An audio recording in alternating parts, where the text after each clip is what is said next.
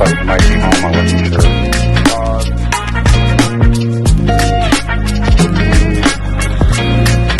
I know the lights are on, and I thought you might be home. I wasn't sure.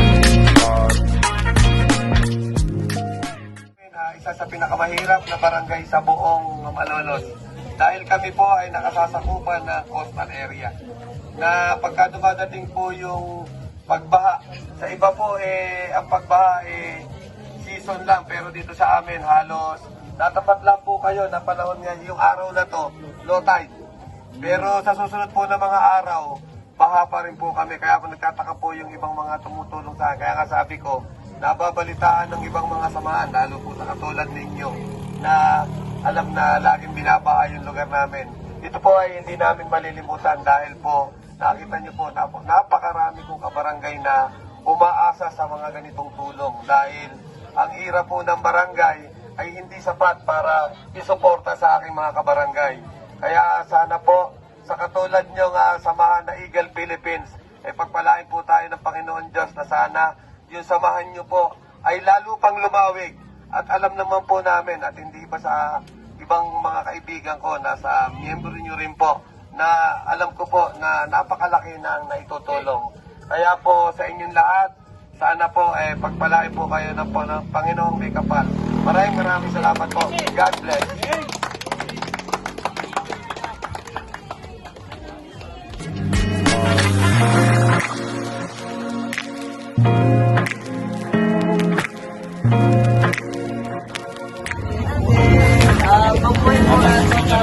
Sa ating mga kuya ng Eagle. Thank you rin sa inyo sa suporta niya sa community ng mga vloggers. Yes. Tulong sa inyo naman.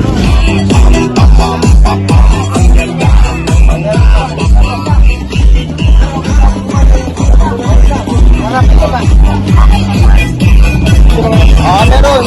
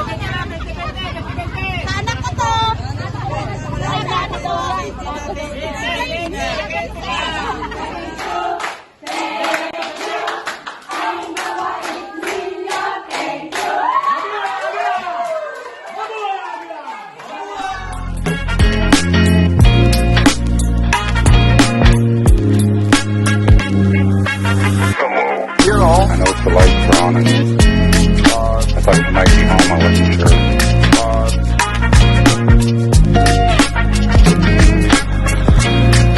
I know the lights are on, and I thought you might be